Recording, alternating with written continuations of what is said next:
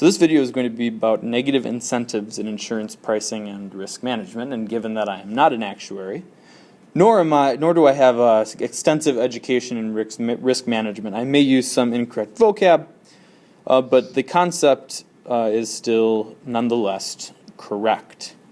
So let's consider three different people. We've got Mr. Green. He has a low risk. And Mr. Yellow, he has a medium risk. Oh, and by the way, what we're talking about here is the risk of dying, because this is going to be a life insurance problem.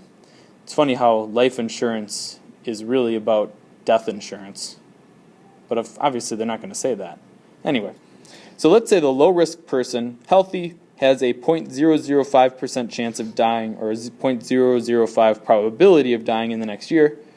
The yellow person, maybe this person is overweight and has a medium risk, so he is at 0.01. And the high-risk person is a smoker, so the probability of this person dying in the next year is 0.03. And I've color-coded them appropriately. So let's move onward. So we've got these three people. If we're going to give them a $100,000 insurance policy, meaning if they die in the next year, their beneficiaries would get $100,000, let's figure out how much we expect to pay every person who has low risk. That would be 5% times the $100,000 policy, which is $500.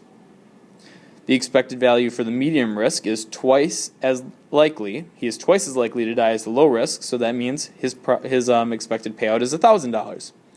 Likewise, for Mr. High Risk Smoker, his probability of dying is 3 times greater than the low risk and 6 times greater than the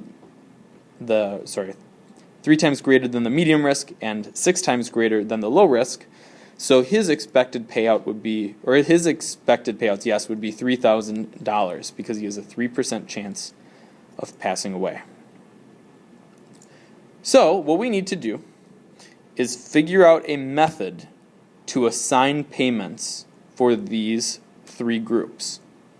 Let's say you've got 100 people from the low risk group that are interested in buying insurance from your company, 25 people from the medium risk, and 5 people from the high risk. We need to figure out how much we're going to pay out to a group of this size. So the $500 for the first 100 low risk, $1,000 for the 25 medium risk, and $3,000 for the 5 high risk. Add that all together.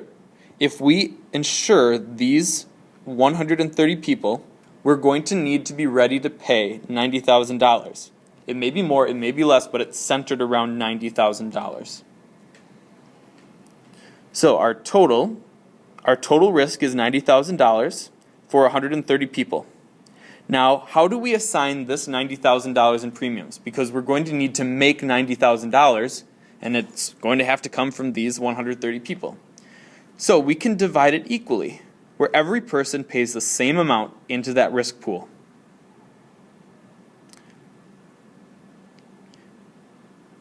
And then that would be $692 for every single person. So anyone who comes up saying, hey, I want a $100,000 life insurance policy, you say, I don't care who you are, you're going to get a $692 premium.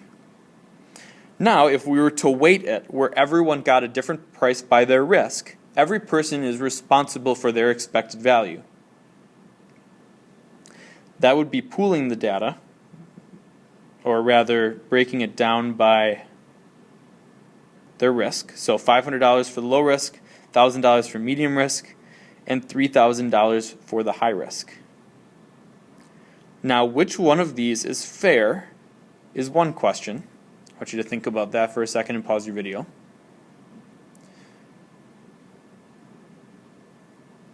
Now that you've paused your video and you've come back, think about which one is going to provide the correct incentives. Pause your video. Alright, assuming you've paused your video, let's talk about what's going to happen here. If you were in the low risk group, so if you're in the low risk group, which of these two policies are you going to want to buy? Yep, the $500 policy. If you're in the other two groups, you're going to choose the lower policy as well. So if you choose a policy that is equal, this obviously is not fair because not everyone has the same amount of risk.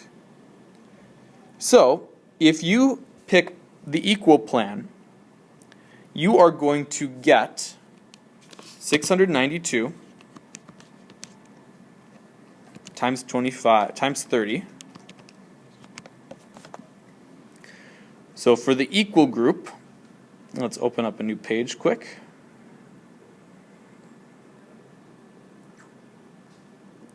You're going to make $20,760 in premiums. For the weighted group, you are going to make $500 in premiums. So 500 times the 100 people who go there, which is $50,000.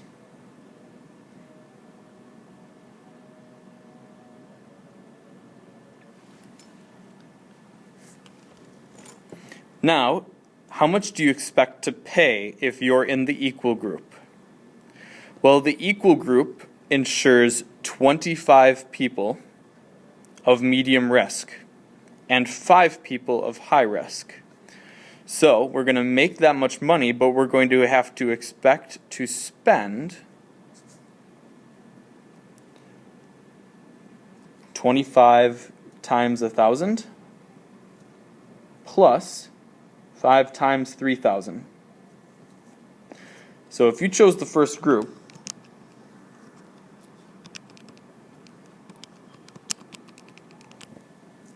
you're going to make $20,000 in premiums, but you're going to expect to spend $40,000 in claims. So between the two, which would you prefer? Obviously in the bottom one, you'd expect to spend $50,000 as well. So you break even in the weighted group, but you lose $20,000 in the quote equal group. So this is why it's really important to identify risk factors so that you insure people with low risks and you appropriately price people with high risks. So as you're going through your project, make sure you're completing that as follows so that you're not chasing away people who have low risk.